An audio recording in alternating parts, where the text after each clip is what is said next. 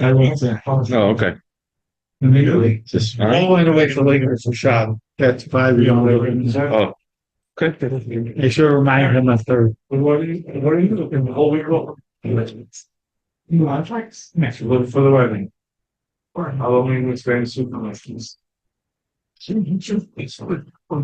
Okay, so we'll wait a few more minutes. People will people are in the middle of finishing off their eating, so probably a good idea to wait a few more minutes.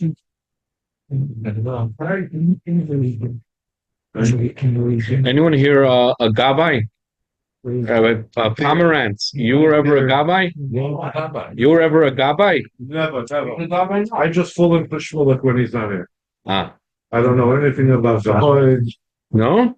Geld I could take and fit Bachakarai. Ah, So anyone wants, I got big pocket. oh, so that means you need a Gabbai for Yeah. you need another someone else to be a You Gabbai. available? I'm always But he doesn't want to do the job. Actually, if I look I at like fit, but sure. Sure. I should put into the council. actually look here. Oh, you did from Gabbai yesterday? Yes, I have to put you on payroll. no, there's no payment. No payroll? I know. Schlucks on the lines yesterday? Yeah. Yeah, but I don't know. Did you? Felix the Balkaida. No. Yeah, get to it. Wait.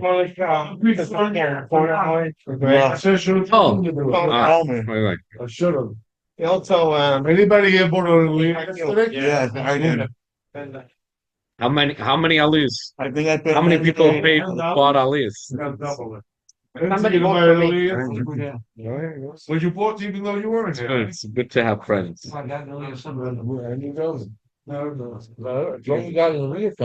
Unless that person got two Alis. I did get two. I bought three. One for himself and one for me. Ah. Right, so are you allowed to get two Alis?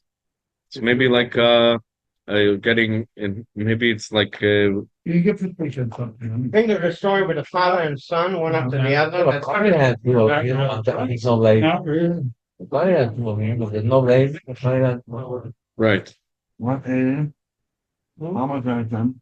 Yeah, that happened. I mean, yes. No, God, I'm not. I bought kind of There's no lady that go up in country. I'm not sure. There's a guy. Everybody took that. Yeah.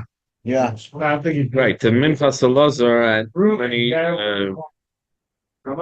God. I don't know who bought it. I'm not sure. I let him just a lady if there's no Kayan. Yeah, for some reason, Yankee skipped town. yes. Yanko, we don't want. Unless the Levi is a Talmud Chacham. If the Levi is a Talmud Chacham, then you need to ask Hila, no? Yeah. But usually, if someone's a Talmud Chacham, then they.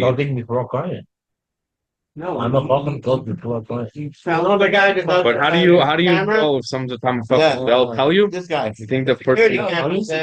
He's a Talmud Chacham, right? He's a Talmud. The barber. You have the question. Ariel. Someone else has to see, so you need a gabbai. That's like what Maftir say. You need someone else to be your gabbai to tell everyone that you're a Talmud Chacham. He paid like 10 and 10, I think. It's very important. Halakas. That's true. I think he paid 10 and 10 when I was. That's 10 and 8. Maybe five. maybe it's just never practical. Maybe it just never happens. Because a kohen is supposed to be Talmud Chacham also, no? A kohen is supposed to be Talmud Chacham. I don't know. I bought Right? those kind of been hugging. I don't know. No, the guy that sits next to No? Those kind of been hugging. Oh, one. One sheet, Have you seen any one sheet in all of it? Did you before? No, I Right? in Torah has I bought in the when Moses came down from the mountain, he didn't give. You talk about the rice? Yeah. Even the rice, it sometimes. That's what somebody told me. I don't know about. Can we start something else? Can we start?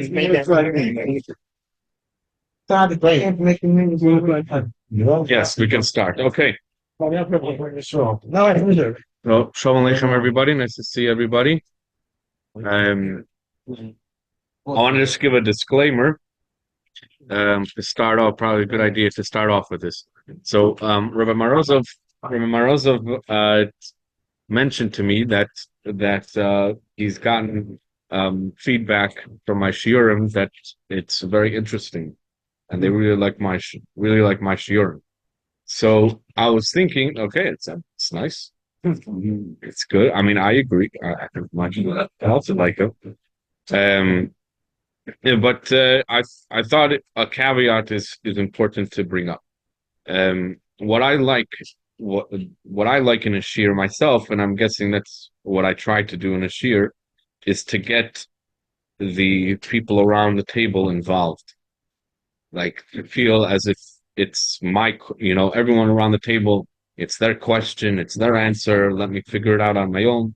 Let me see if it makes sense. If I have a question, let me bring it up. And then in the table, through the people around the table, then we come to some sort of perfection of the thought process. Meaning if someone would just learn it on their own, okay, they would just understand it on their level with their background, but there would be no give and take, back and forth, back and forth. Um, but if anything, the less information that is covered, the better I think the shear is. Even though it would seem kind of funny, because if you have a lot of the more information you get, that should be better. The more things we cover, the more pages we cover, the more the more Nursery or like super. the more blot we cover and things like that, the more halachas that we cover, that would be greater, because then we have more information in our heads. But what I think is more interesting is when we get everyone, when the less information that's actually covered, then that shows that it was actually a better shear. This is what I like personally. So that's what my shear ends up. I try to get to that level. But the truth is that it shouldn't have to be that you should wait for me to give the shear for you to like learning, the information. I think it's my the truth is, I mean, I like when people like my shear, but that's just my own stuff. But really, what would be even greater is if everyone around the table should think, okay, maybe I should also open up a sefer, either listen to a shir or just look in the original. Or by now, there's so many translations of many svarim, and every book that comes out is taking the same stuff and putting it in one way or the other way, etc., etc. So, if you already like it, so why not continue it? And you already know that you like it. Can you So start the show? this is very important. No? I don't think so. Not nice. What's going on? It's not nice what No, you said, I no, think. it's not nice. Really not nice. No, let's. I don't appreciate it. Well, what do we? Can you If give a share? of course. Okay, so No. Hello. What's going on? If you don't like it, there's really not. Why? However much information that what are we gonna? Disgusting what you're saying now for the rabbi. enjoy your shirts. Okay. Continue Thank you whatever. very much. Yes. We could continue. You could come Whatever if you want. You could always come back if you want. I'm sorry that he did this. I can't believe somebody actually did this. I wouldn't have said anything. I would have continued the conversation with him. I would want to No, figure. No? no. Okay. That's what I. Continue what you were saying. Now he interrupted you, and I don't even know what you were. You were saying something important. That's right. Okay, so I think that it's important for everyone in their own life, if they think that they like obviously it's something sparked in themselves to realize, like, okay, they like this type of learning, that type of learning. So Torah is so broad. There's so many different subjects to cover. You could have like last week, like now the rabbi's shir in Gemara is more what is called Agadata. It's more stories and lessons instead of the nitty gritty of halacha and other parts of Gemara. So if you like that, there's many pages of Gemara that's like that. If you like halacha, obviously there's many svarim on halacha, and even that there's by now there's so many books that on one specific topic you could sit on one topic for hundreds of pages, and and then the more you try, you'll find some niche that you like, and then great, and then go learn it, and then like it, and then if you like it, then you'll continue, and it's a good. There's Mishnah. By now, everything is a yomi. It used to be not that long ago that daf yomi was like the yomi thing, or the daf yomi. By now, Art Scroll already has Mishnah Yomi. I mean, they like if you go onto their website, there's like on the top of their website, you could see, okay, if you're into Mishnah Yomi, click over here and you'll get all the books that are covering what is being learned currently. There's Kitzur Yomi, which is Kitzur Shulchan Aruch. You could finish Nach Yomi, you could learn Nach Yomi, you could learn and if you do, what's good about the yomis is that it's a short, well, it depends on the thing, but it's a short thing each day, so you could spend 5, 10, 15 minutes, a half hour, an hour on one specific thing, and then if you like it, Yomi? ADD yomi, right? There's a daily dose of Torah, right? And good, and then you'll find what you like. Now there's already Dach Yomi, which is like a page of or 2 pages of Likkutei Torah every day. You could have Likkutei project Likkutei Sichos, which is you have 2 sichos every week. You have 2 sichos every week. You could cover the entire Likkutei Sichos in just a few years. At first they were saying that it would take 4 years, and then I'm not sure what happened, but then it became 7 years. Maybe they recalculated, maybe the calculators weren't working, or not, somehow it changed. So and all these things, it can't just be that, okay, that's a good shear. The point isn't that the shear is good. The point is that there was something in the shear that you like, that you were drawn to. So then, there's a lot of hours during the week, and then Shabbos itself, you consider. Okay, good. So let's go into the shir itself. I go to my class shul. It's called Unser Shul. It's but everyone's invited, even though Unser means us. There's Unsere, like ours, but everyone's invited in Crown Heights. And the Gabbai of the shul moved to Florida last week. Now, he mentioned a few months ago that he was planning on moving. So the president turned to me and said, "Oh, Falik, that's my nickname. Hey, you're gonna be Gabbai, right?" And I'm like, "Yeah, of course. Yeah, I'm gonna be Gabbai." So then last week, people came over to me and said, "Hey, last week, the week before the Gabbai, I wasn't in the shul. That was 2 weeks ago, and there was a goodbye party for the Gabbai, and people were asking the president who's going to be the Gabbai, and they said I'm going to be the Gabbai. So they saw me by my nephew's bris, which was the next day, like the last Sunday, and they're like, hey, we were told that you're Gabbai. Okay, well, okay, I guess I need a. So then the question is, like, what do I do? What's like even? So I spoke to the president, and he's like, whatever, we'll figure it out. Like, what needs to be done. But the truth is that, when you're part of the community, you come to shul, you daven, but there is a Gabbai that might be shushing everybody or not shushing everybody.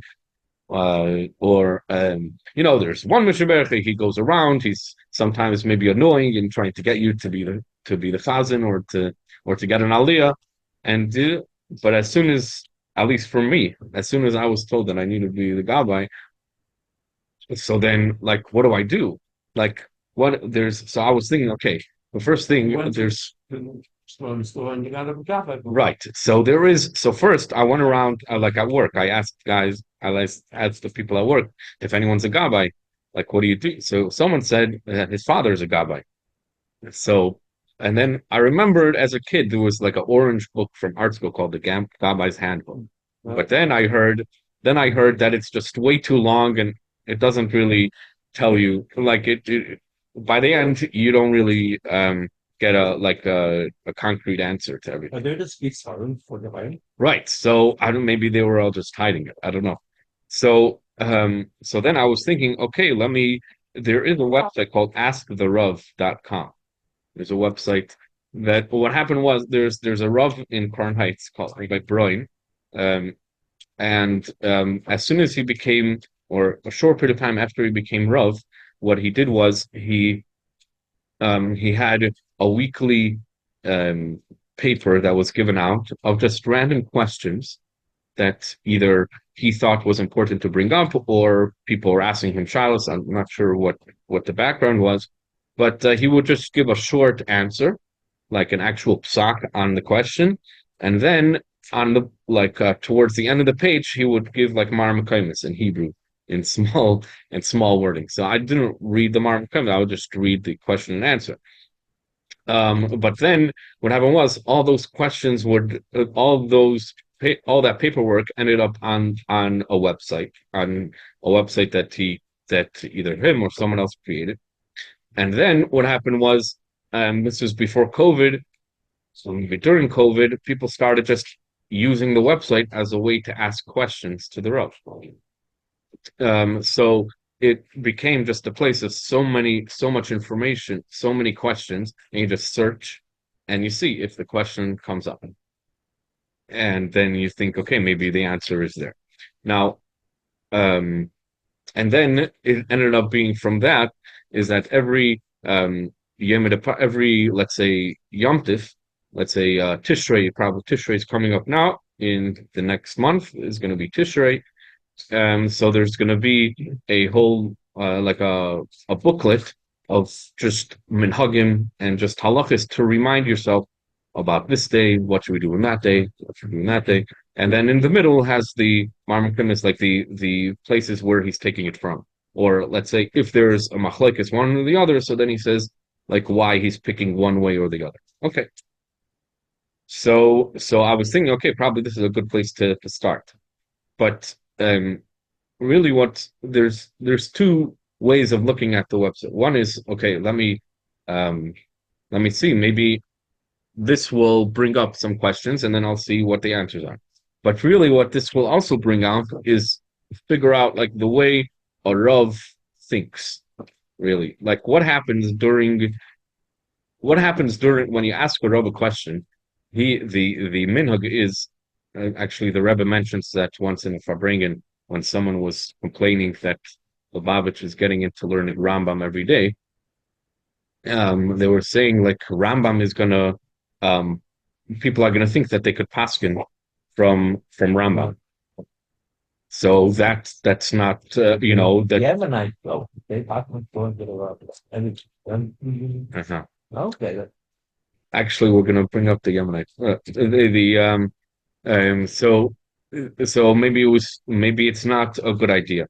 But the Rebbe said that we see the minhag for many years, from all the years since we know, is that when you ask a Rav a shaila, when you ask a Rav a question, he just says it straightforward. He doesn't tell you the whole shakla of the tarya. Well, maybe this, maybe that. Like he doesn't give you the reasoning behind what he's saying. If you're going to go and ask him, okay, then he'll explain to you why he's saying something. He's not just going to say, well, depends on the Rav, but if he has time, he'll, he's not hiding anything from you. Let him tell you like what went into his reasoning. It's interesting also. But what happens right away is he just says it straightforward. He just tells you yes, no, kosher, not kosher, you could do this, you can't do this, better not to. But then what this website did is that he has the answer, but then he tells you what went into his thinking. So then what happens is that you're not really um, just you're not just really getting an answer based on what he's answering. You're also looking into the Maramakimis and saying, okay, does this even make sense? Like, do you think maybe you should ask another of, like, what about this? Is this, is it is it better to do this, better to do that?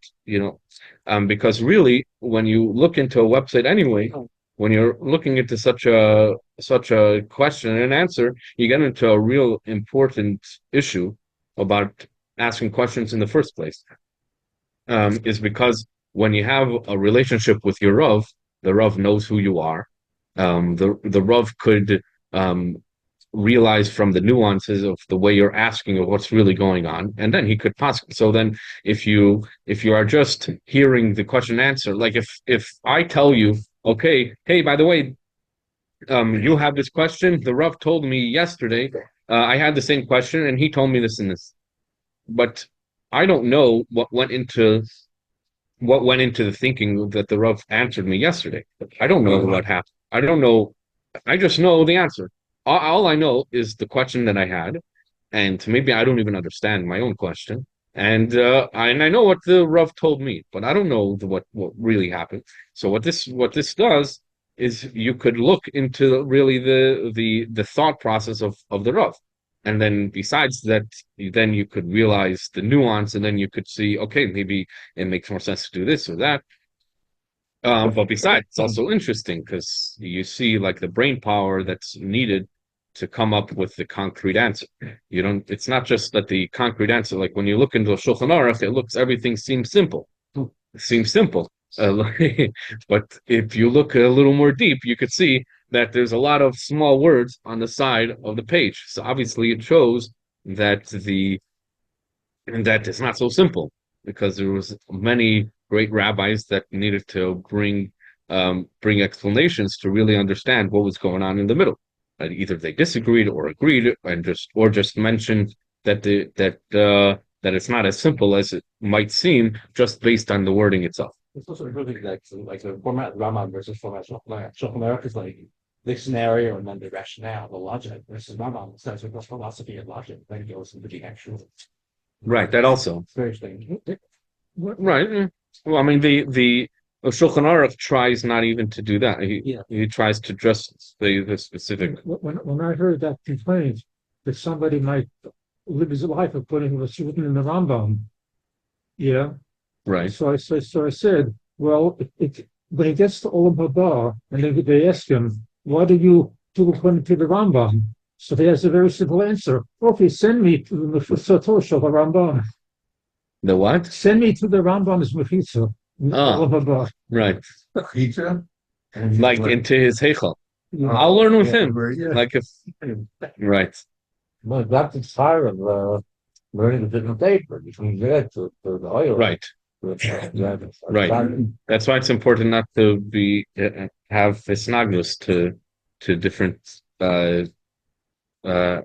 points of thought in Torah, because the world of truth is true. Yeah. Okay. So I was thinking, okay, if I go into this website, then I'll search for Gabbai questions that have to do with the Gabbos, and then I'll know, okay, this is probably something that's going to come up, and then I'll know what to do. But just what happened is that this Shabbos, I just had to be I ended up being the Gabbai, and then I realized just from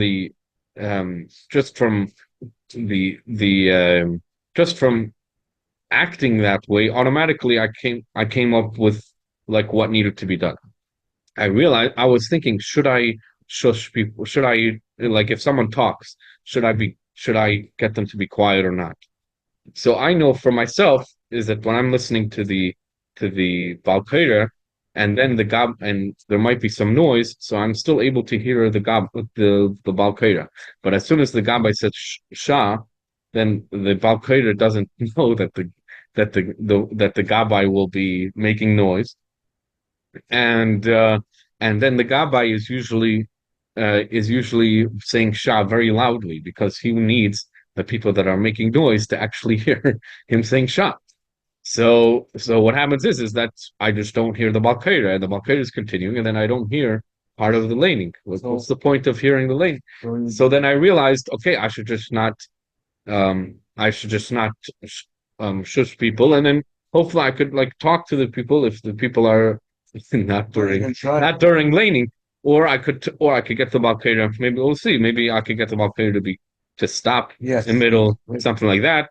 That's a good way. And then it also shows like there's reverence that is needed, for the Torah demands reverence. Like if you're quiet, then it's kind of like you're demanding the right protocol, the right reverence for hearing, for laning and the Torah itself. So that was one thing that just came up just out of the blue. But then I realized, like, who is going to make sure that the Balkaira is saying the things correctly? Now, till today, what happened, or till this week, what I saw was that the Gabboim during laning, the Gabboim go around to try to find who's going to get the Aliyah next, and it makes sense because what is it after the laning, he's going to go running around, and it's going to take a minute or two. We have it all figured out beforehand. Right. So you need to figure out, either you figure out beforehand. Now, this was another issue. I was thinking this is very good. See, very good. Good thought. Good thought that you bring up. What happened was, probably a good idea from now is that I should have it all set up. The problem was that I also was achroi. I was in Crown Heights on Union, right behind 770. It's actually owned by Merkez Linyane Chinuch, or yeah. So when 770 expands, it's gonna be part of 770. Yeah, but it's legal. Everything is not extra legal. Right. Yeah. Everything's bashkocha pratis. Except to remember that. So what happened was, I was also told, the president also told me he's not going to be in town this Shabbos, so I should also open the doors and make sure that davening starts on time. But what happens if I start on time? No one wants to be chazan, and there wasn't even a minyan on time, so I needed to start at time. So I became the chazan for Shachris. But because of that, I'm chazan for Shachris. I'm not able to get everyone to find out who's going to get the aliyahs. So what am I supposed to do? So I realized, like, during laning, I need to like look inside and make sure that the Balkaira is saying something correctly, and then also know if something needs to be changed. So now I know I need to know the halachas very well to know. And this, every Gabbai, well, there's certain things that Gabbaim tell everyone that they're doing.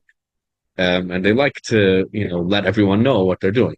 But then some things they just do or don't do, but you wouldn't even realize. Like the Gabbai ends up being the one that actually realizes if the Balkaira needs to go back a line, go say a word again, if there's Hashem's name in the puzzle. Like all these nitty-gritty things that people aren't really thinking. There might be some guy in the back of the show that comes running over, and I don't know why I was looking at you. You're different. I like that. I didn't. I'm talking myself over here. I've had all different situations. Was there a Rav present? That's all good. Oh, the Rav wasn't there also. He's coming back. No, but if he wasn't there, then And this is how tyrants get power. Like they take over school jobs. just coalescing your. Yeah. He also asked me to be the Nitzig, and I'm like, no, I'm not the Nitzig. Is a representative, I guess, for the way the Vada Kol works, the community council works in Crown Heights, is that each shul has a representative that becomes part of a certain body that then creates at least the elections for Nevada Call. So so I'm like, okay, no, that's way too political. Like I know, at least I know for myself that it's gonna be hard for me to be quiet during any meeting with all and I'm that's I know myself enough to That sounds like they want you to be like a person jack of all trades. it was really because no one else wants to do it, and I'm a nice guy, so yeah, good. So okay, so what happened was, let me go to there's another website called Sefaria.org, S like Sefaria, Sefaria, and there's a function there that you could create a sheet. You could create a sheet for a shear. So if you search over there, if you search either my name or Beis Menachem Mendel of Flatbush, you could see a collection of this for this shear. There's a group of whatever texts and things like that. So that's another way to fine if you like just hearing what's going on, that's also a good place to check. Okay, so let's go into that question. The first question, when I searched, is when the one receiving Maftir has to bench HaGomel, when exactly should he do so? So here's a good question. Let's figure out. So first of all, the answer he said is you can say it after the Kaddish, which there's a Kaddish between Shvi and Maftir, or he could do it after the Haftarah.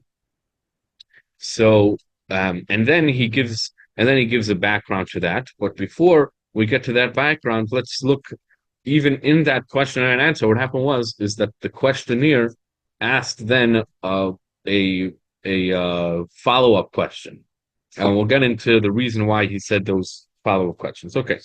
So is the problem to be mafsik only for the maftir, only for the person getting the aliyah, or meaning that someone else other than the maftir, can he make HaGomel in between maftir and haftarah if he didn't make it before? Right. Or is it very good? Very good. So what happened here? The person had a question and the Rav answered. Now the questionnaire was scared that the Rav didn't understand his question. Either that, or the questionnaire was starting to think, okay, let me try to understand what the Rav is answering, because the Rav is saying something that might be brought into other scenarios.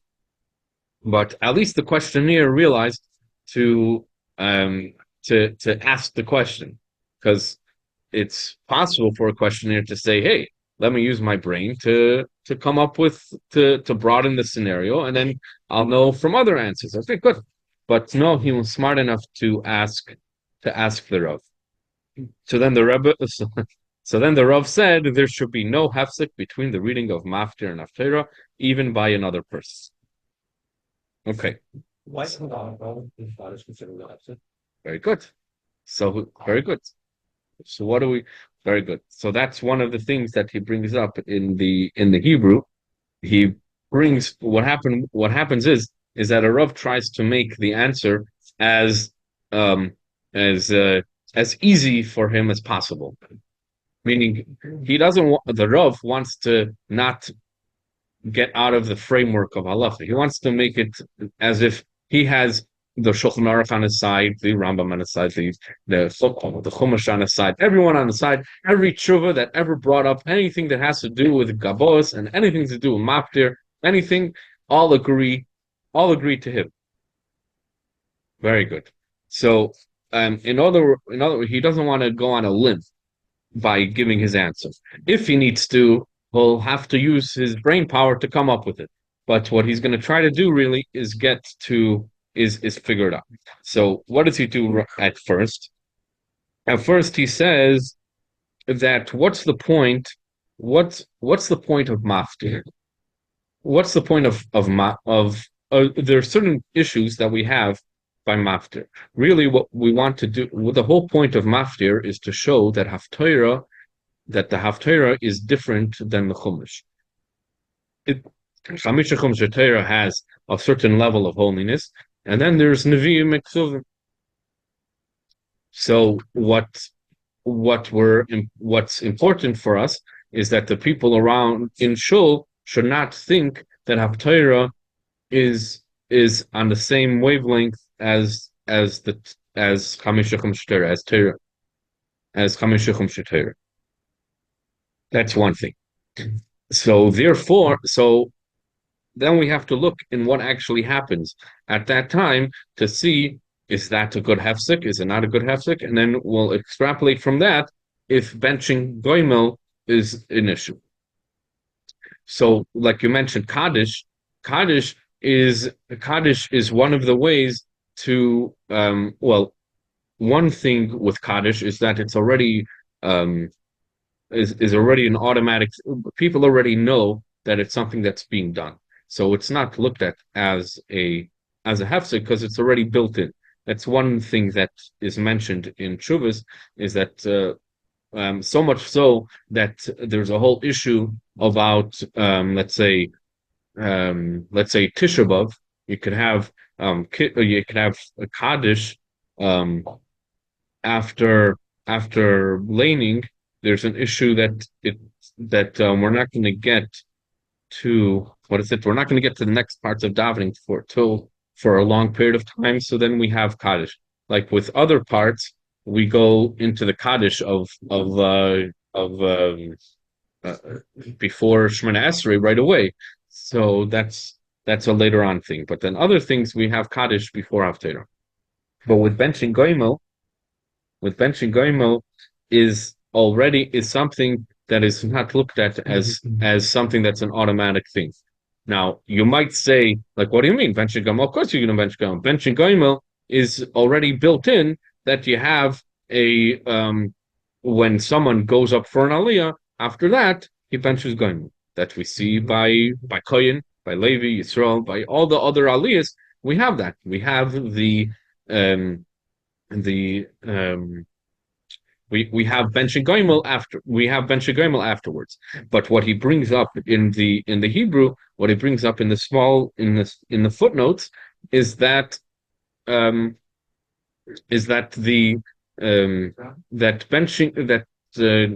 benching goimel, even though you might think is something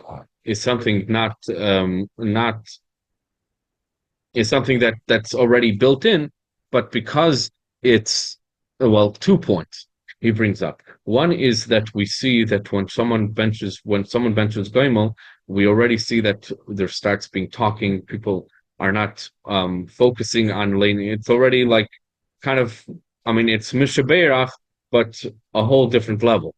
So we don't want to specifically at that juncture, when we're getting between Maftir and Haftarah, we want to make sure that no one starts getting off, not realizing what's going on, because then we lose the specialty of Maftir itself, because Maftir itself is really an added, right? We add after Shvi, we say Maftir again, we say the last few psukim again to show that the Haftarah is separate. But if we're going to make a hefsek, if we're going to start having Shebeirachs and HaGomel and things like that at that juncture, so therefore we're not going to do it, because for two reasons. One is for sure if someone walks in right then, he won't realize that Haftarah is separate, because he didn't hear Maftir itself. But even that, even everyone else, they're already talking and things like that. So we don't want to separate the two.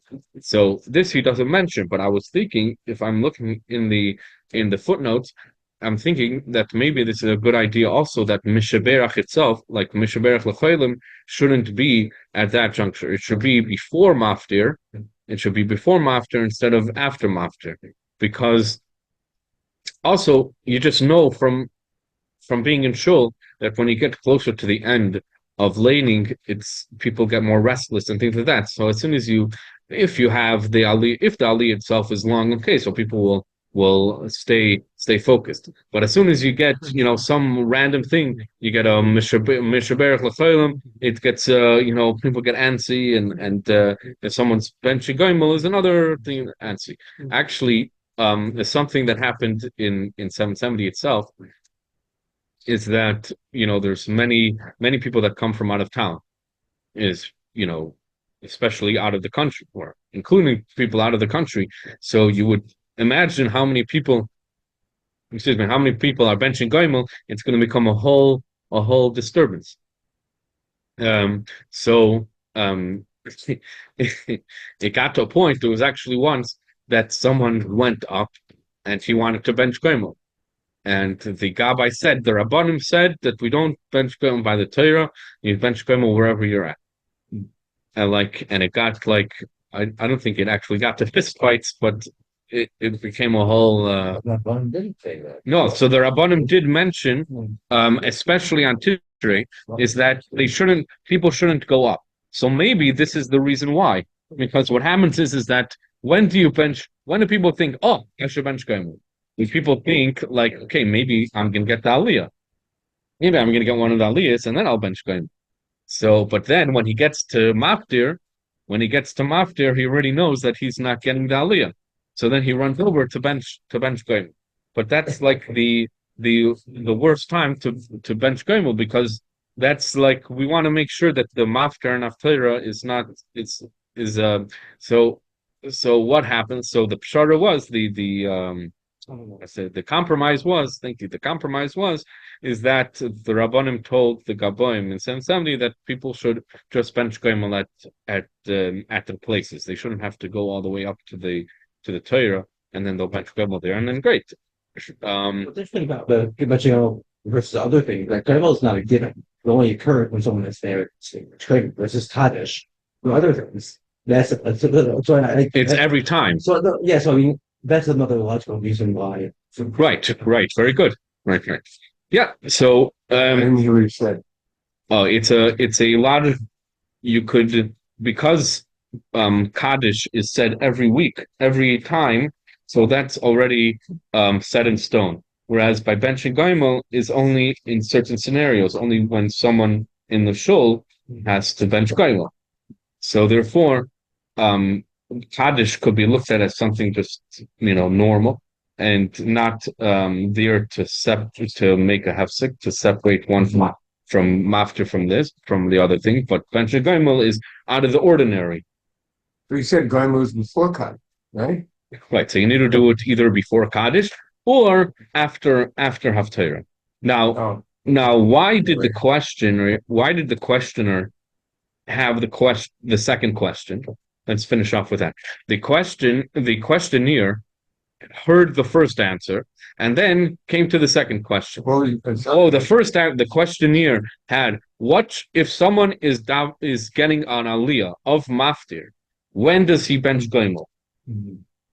So the Rav answered that he should do it before or after. After what? Either after Kaddish or after the Haftarah. Meaning right, but not between Maftir and Haftarah. So the questionnaire had realized that, hey, maybe the reason why the Rav is saying this is because the person getting the aliyah himself can't make a hefsek. That was his thought process. He thought, my guess is that he thought the reason why the person can't do it then is because he needs to not have some separation between his aliyah and his haftarah. And if that's the case, so then, hey, if someone else needs to bench HaGomel, he doesn't have this issue.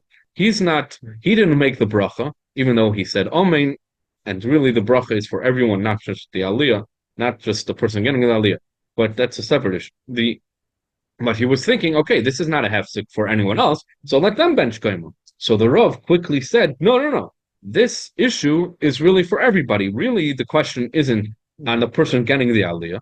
Really, the question is about the structure of Haftarah itself. And if that's the case, so then it doesn't matter. And if anything, someone else benching Goimel is even to a certain extent worse. Because if someone is getting the aliyah and benching Goimel himself, that's what happens by every other aliyah. So it shouldn't seem so out of the ordinary. But even then, we make a big deal. We don't want to make the separation between Maftir and Haftarah. But for sure, the Rav realizes, hey, this person doesn't realize what's going on. He needs to make sure that this person realizes that no.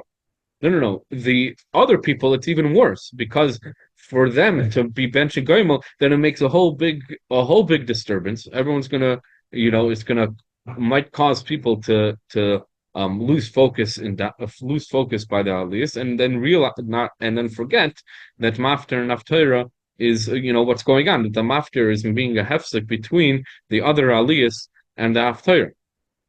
And this causes also the thing that happened in what we mentioned, the thing that happens in 770, that people don't even go up in the first place. Obviously, if someone would get the aliyah, he ventures Goimel because it's not already a disturbance, because like we said before, it's already built in. Besides, obviously, the person getting Maftir. But if for everyone to come up is such an issue. Actually, I saw a video of people benching Goimel by the Rebbe. This was in the 70s. The 70s, yeah, makes sense in the late 70s. But that was just a few people. It was upstairs Zal. If 770, the upstairs Zal. Then the place the Rebbe davened in. Besides the last years and besides Shabbos or Yom Tov, it was upstairs. It's right next to the Rebbe's room. So that's a small Zal. So how many people could have benched Kollel anyways? But yeah, so now we see what goes into the thought process of a Rav, and so it's important to when asking a Rav, to just take clear cut of what he's saying, but also to realize that there might be some nuance going in his head behind the scenes, so that we don't, and then that causes us not to just extrapolate from one situation, from one question to another, because we don't know what's going on in the Rav's head. We just know what he's saying. So good. Have a wonderful continuation of the day. Thank you, Shkoyach.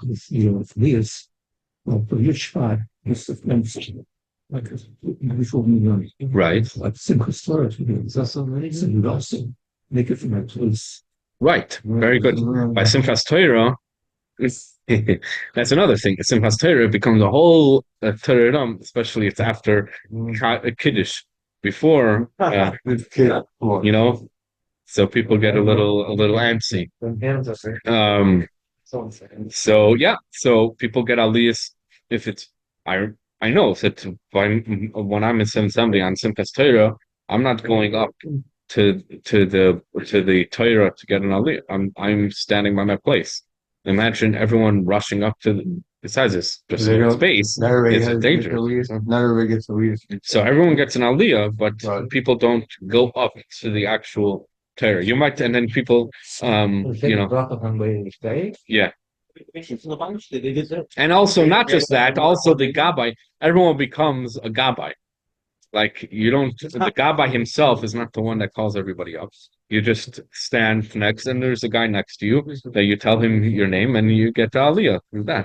So you don't look in Shebeirach, right? So you're not actually, if you're lucky, you're able to actually teach the Shebeirach. But I'm saying a lot of places, a lot of times not. Right. They don't have more than one. They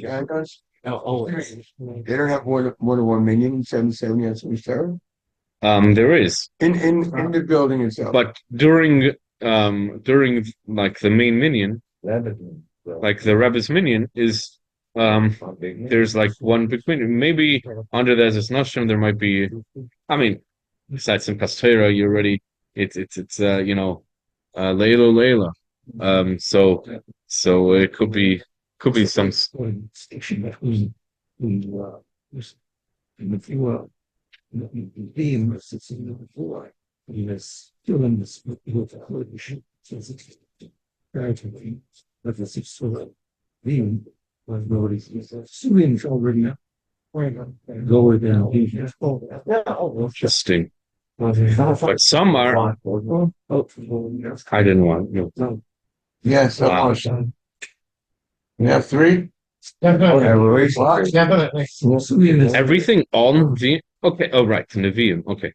Yeah, I hear it. It makes sense. This website. Which one? This is Ask the rabbi, is that Ask the Rav.